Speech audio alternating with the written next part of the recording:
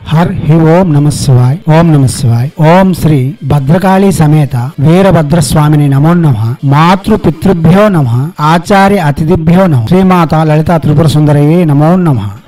శివశక్తి స్వరూపులారా, మనం చాలా మంత్రయోగాలు తంత్రయోగాలు ఇప్పటికే చెప్పుకుంటూ వస్తున్నాం. భైరవ ఉపాసన క్రమంలో ఎన్ని మంత్రములు ఉన్నాయో, మనకు ఎన్ని అందుబాటులో ఉన్నాయో ప్రతి మంత్రము అందించేందుకు రత్నశ్రీ మీ ముందుకు వస్తుంది. దానిలో భాగంగా అఘోర భైరవ మంత్రము ఇప్పుడు మీ ముందుకు తీసుకుని వస్తుంది. ఈ మంత్రము చాలా శక్తివంతమైనది. ఎటువంటి శత్రువులైనా నిర్జించగలదు, ఎటువంటి పరప్రయోగములైనా సరే అరికట్టగలదు, సకల విధములైన దుఃఖముల నుండి బయట పెట్టగలదు. నమ్మిన వారికి తోడుగా నీడగా రక్షణగా శక్తివంతంగా ఉండే ఈ మహత్తరమైన మహామంత్రము జపించే వారికి జపించినంత ఫలితం ఇవ్వగలదు. ఈ మంత్రము 8 మాలలు చొప్పున 16 రోజులు జపం చేసి మనం అఘోర భైరవుని యొక్క అనుగ్రహముతో సకల గ్రహ దోషములు తొలగించుకోవడంతో పాటు సకల దుఃఖముల నుండి అతి సునాయాసంగా బయటపడగలం. ముఖ్యముగా రుణ విముక్తి మరియు శత్రు పీడ అతివేగంగా నివారించే భైరవుడు అఘోర భైరవుడు. అఘోర అంటేనే భయములకు భయము కలిగించువాడు కాబట్టి ఎటువంటి సందేహములు లేకుండా ఈ మంత్రమును ప్రత్యక్షంగా జపం చేసుకోవచ్చు.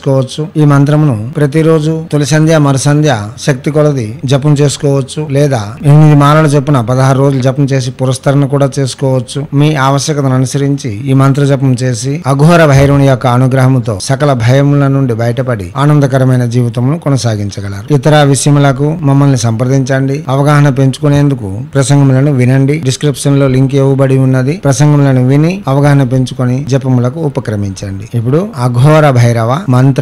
ఓం హ్రీం స్ఫుర స్ఫుర ప్రస్ఫుర ప్రస్ఫుర ఘోర ఘోర తరత అనురూప చట చట ప్రచట ప్రచట కహ కహ వమ వమ వందయ వందయ ఖాదయ ఖాదయ హుం ఫట్ స్వాహ. మంత్రం మరోసారి. ఓం హ్రీం స్ఫుర స్ఫుర ప్రస్ఫుర ప్రస్ఫుర ఘోర ఘోర తరత అనురూప చట చట ప్రచట ప్రచట కహ కహ వమ వమ వందయ వందయ ఖాదయ ఖాదయ హుం ఫట్ స్వాహ. మంత్రం మరోసారి. ఓం హ్రీం స్ఫుర స్ఫుర ప్రస్ఫుర ప్రస్ఫుర ఘోర ఘోర తరత అనురూప చట చట ప్రచట ప్రచట కహ కహ వమ వమ వందయ వందయ ఖాదయ ఖాదయ హుం ఫట్ స్వాహ.